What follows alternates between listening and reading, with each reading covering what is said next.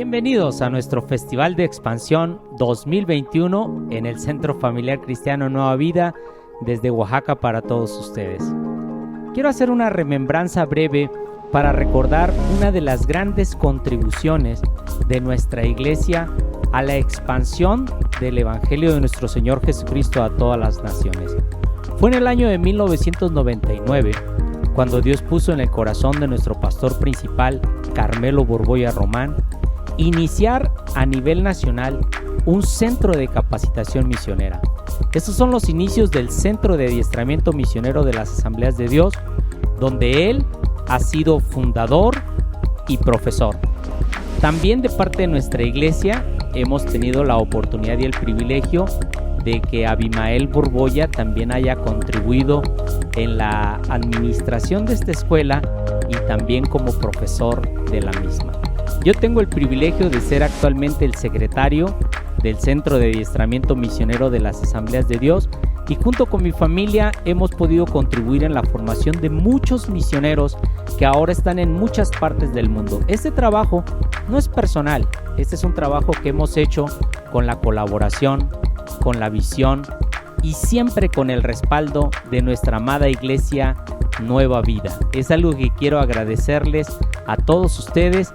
Y siguiendo con este festival que lleva por título La misión de Dios es transformación para los pueblos que sufren, yo quiero invitarles en esta sesión a escuchar el testimonio de uno de los hijos de misioneros, de aquellos que salieron en la primera generación a principios de los 90. Y me refiero al hijo de Salvador Salazar. Él junto con sus padres fue misionero en el sur de España y luego en el norte de África.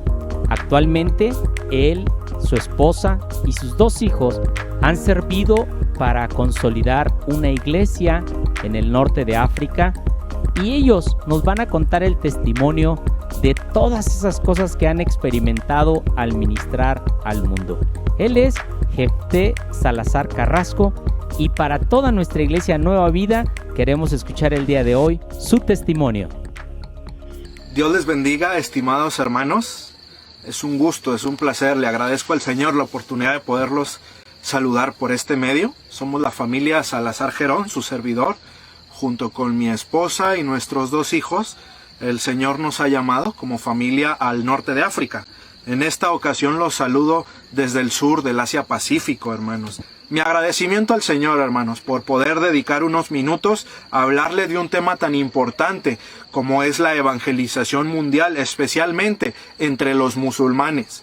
Que a pesar de la pandemia del coronavirus, hermano, que nos ha mantenido ya por 5 semanas en cuarentena, o a pesar de los miles de kilómetros que nos separan de usted, que nos está viendo, hermano, pues tener la oportunidad de compartir y de ver qué es lo que está haciendo el Señor hasta lo último de la tierra. El Señor nos llevó por primera vez, hermanos, al norte de África en el año 2016 y el Señor nos permitió la oportunidad de servir en el pastorado. Pero mucho tiempo antes el Señor ya había puesto carga en nuestro corazón por esta región del mundo.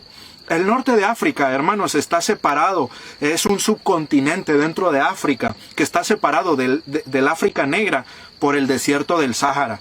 Todos los países, hermano, al norte del desierto del Sáhara son los que se conoce a día de hoy como el norte de África. El idioma principal, hermanos, y más extendido y hablado en esta región es el árabe, junto con el francés y el bereber. Son la mayor parte de la población hablan estos 3 idiomas, hermano. También, hermanos, en el norte de África el 99% de la población son musulmanes. Y esto es una característica a la cual voy a hacer referencia un poco más adelante. Hermanos, el norte de África no es el lugar del mundo donde más musulmanes hay. Esta región es el Asia Pacífico. En el Asia Pacífico es donde más musulmanes hay en el mundo. El 60% de los musulmanes se encuentran en el Asia Pacífico. Aquí hay países tan densamente poblados y que en su mayoría son musulmanes, como Pakistán, Bangladesh, Indonesia, incluso muchos millones en India o China, hermanos, Malasia, etc. El norte de África, hermanos, tampoco es la cuna del Islam. Como usted bien sabe, Mahoma nació y creció en la península arábiga, en el Medio Oriente. Ahí fue donde nació el Islam, ¿sí? Donde el Islam empezó a expandirse y donde actualmente se encuentran las 4 escuelas de pensamiento islámico sunís, que son las 4 escuelas autorizadas para interpretar el Corán, hermanos, ¿sí? Eso tampoco sucede en el norte de África, pero el norte de África tiene una característica que ha tocado e impactado profundamente mi corazón y que es la que yo quiero compartir brevemente con usted en este momento.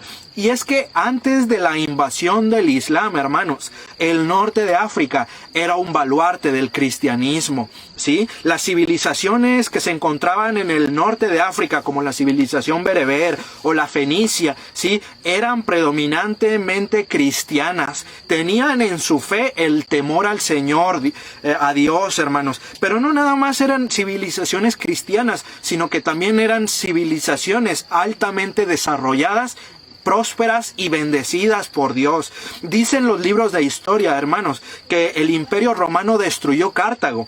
Cartago era la capital del norte de África, pero dicen los historiadores que el Imperio Romano destruyó Cartago por envidia, por celos, por miedo, porque Cartago ya rivalizaba en esplendor con Roma, que era la capital del Imperio Romano. Es decir, era una civilización muy bendecida por Dios, aparte de ser cristiana. Pero aparte de esto, hermanos, también muchos de los padres de la iglesia que conocemos actualmente, hermanos, nacieron, se educaron y crecieron en el norte de África. Tertuliano, Clemente de Alejandría, Cipriano de Cartago, Atanasio, que fue quien formuló, hermanos, la doctrina de la encarnación como la conocemos hoy en día y les enseña en los institutos bíblicos. Fue un adelantado a su época. O también Orígenes, que fue el padre de la teología. O San Agustín de Hipona, hermanos, que fue el teólogo más influyente de los primeros 1000 años de la iglesia cristiana. Todos estos pensadores exponentes del cristianismo, hermano, nacieron, crecieron y se desarrollaron y adquirieron su conocimiento en un entorno totalmente cristianizado, en una civilización, hermano, que tenía como estándares morales aquellos que aparecen en la palabra de Dios. Incluso es mi opinión personal, ¿sí?, que si el norte de África no hubiese sido islamizado, perfectamente la reforma protestante, hermanos, yo creo que podría incluso haber dado su inicio en el norte de África, porque los teólogos, hermano, los padres de la iglesia que nacieron en esta región se caracterizan por su apego a la palabra de Dios, por su celo a las escrituras, e incluso, hermano, la civilización del norte de África fue capaz de sobrevivir a la persecución del Imperio Romano, ¿sí? Muchos de los cristianos norteafricanos murieron también, hermanos, siendo devorados por leones. ¿Y qué es lo que pasó? Esto debe de traer a nosotros la pregunta, hermanos, ¿de qué fue lo que pasó? ¿Cómo es posible que una civilización en todo su esplendor, que tenía temor de Dios, hermanos, que seguían los preceptos de la Escritura, de la palabra de Dios, con exponentes cristianos de la talla de los que acabo de mencionar, hermano, cayeran en menos de 40 años? Que fue lo que tardó Mahoma y sus seguidores en conquistar e islamizar hasta el corazón del norte de África. ¿Qué fue lo que pasó?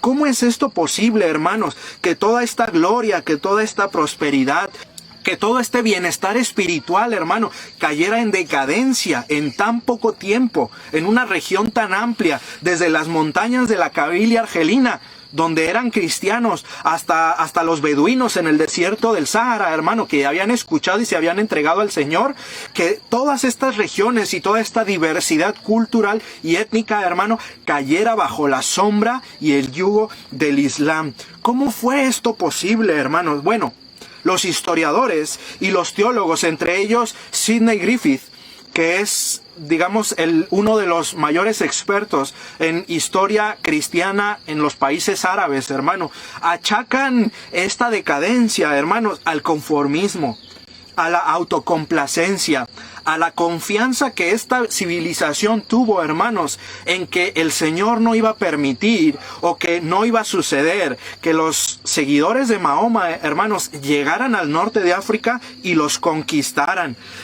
Llegaron a ser tan bendecidos por el Señor, a ver tan lejos, hermano, la conquista del Islam, que se confiaron. Y en esta confianza fue que cayeron, hermano. Ahora, en estos años que el Señor nos ha permitido estar viviendo y sirviendo el norte de África, África, el Señor nos ha dado una nueva perspectiva y nos ha confirmado que a pesar de, hermano, de que el norte de África está bajo el yugo del Islam, es posible que escuchen el mensaje del Evangelio. Mi esposa, hermano, tiene algunos testimonios a este respecto.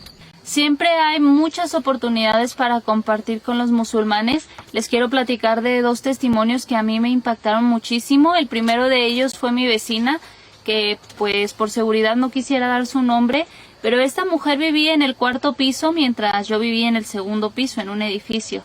Empezamos una amistad porque compartíamos algo muy importante, y es que las dos éramos madres, las dos somos madres. Ella tenía 3 niños chiquitos y yo tenía mis 2 hijos muy chiquitos.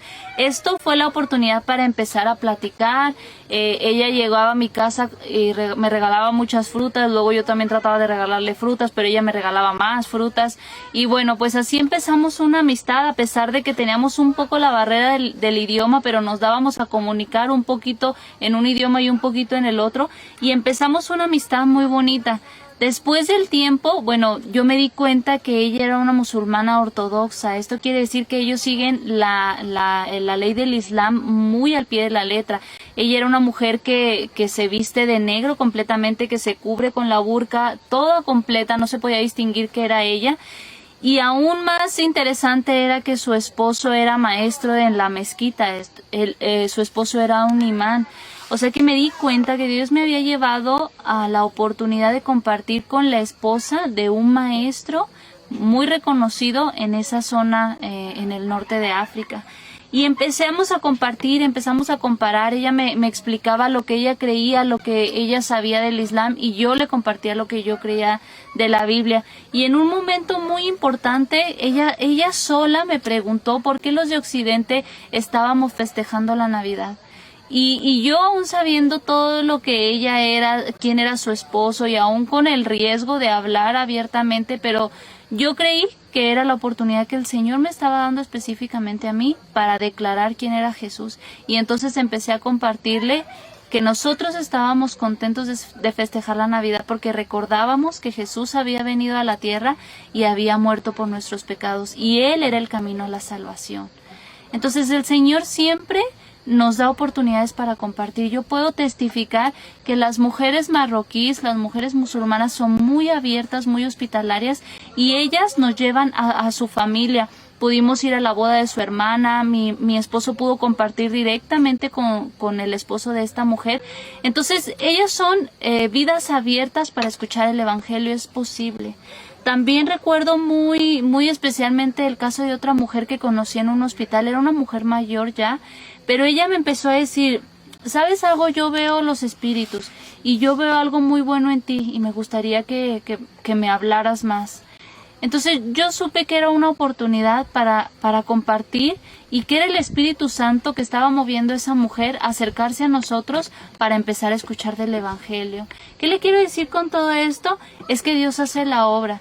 Cuando yo llegué al norte de África, no tenía amigos, no tenía amigas, no tenía ningún tipo de relación, y empecé a tratar de entablar amistades, pero me di cuenta, y lo puedo declarar, lo puedo testificar, que el Señor fue quien trajo las personas a nosotros para que nosotros les pudiéramos compartir, y que Él estaba haciendo una obra poderosa cada día en medio de los musulmanes. La pérdida del norte de África no es un mérito del Islam, sino que es un fracaso de la iglesia cristiana. La iglesia cristiana de la época no se supo adaptar, no sobrevivieron, no supieron ver el peligro inminente que se acercaba con la conquista del Islam, y no fueron capaces de perseverar en medio de la adversidad. Se habían acomodado, se habían confiado, se sentaron en sus laureles y no fueron capaces de ver, hermano, lo que se avecinaba. Hermano, yo le quiero presentar en este momento un reto. Quiero, hermano, que como iglesia mexicana adoptemos el reto, hermanos, de no esperar, de no caer en la autocomplacencia o en la satisfacción de que vamos por el buen camino. No olvidarnos, hermano, de que el enemigo está como león rugiente buscando a quien devorar. No menospreciar, hermanos, el Islam, creyendo que no va a llegar a Latinoamérica. No ser cristianos pasivos, sino proactivos, buscando nuestro sitio en esta guerra espiritual que se está librando. Buscar nuestro sitio, hermanos, en la tarea de la gran comisión y no sentarnos a esperar a ver si el Islam llega, hermanos, sino levantarnos como iglesia y ser capaces, hermano, de enviar, ser capaces de apoyar, ser capaces, hermano, de ir más allá y llevar el mensaje del Evangelio antes de que el mensaje del Islam llegue hasta la puerta de nuestras casas, hermano. La gran comisión es nuestra responsabilidad y podemos aprender de los errores, hermanos, que cometió la iglesia del norte de África. La tarea de la evangelización, hermanos, no es una tarea que implique únicamente, hermanos, llevar el mensaje del Evangelio, sino atravesar culturas, atravesar barreras etnográficas, atravesar barreras lingüísticas, hermano, y llevar el mensaje del Evangelio a pesar de la persecución, a pesar de las circunstancias difíciles y adversas que la iglesia pueda encontrarse en lugares tan predominantemente musulmanes como lo es el norte de África. Que esta historia, hermanos, nos enseñe una lección, ¿sí? Y es que, hermanos, la guerra no se ha ganado todavía. Sí, hermanos, esta batalla espiritual todavía se está llevando a cabo. Y es nuestro deber como iglesia levantarnos, hermanos, tomar la palabra de Dios e ir hasta lo último de la tierra para compartir el mensaje del Evangelio. Les mandamos un saludo, hermanos, desde el sur del Asia Pacífico. Dios les bendiga.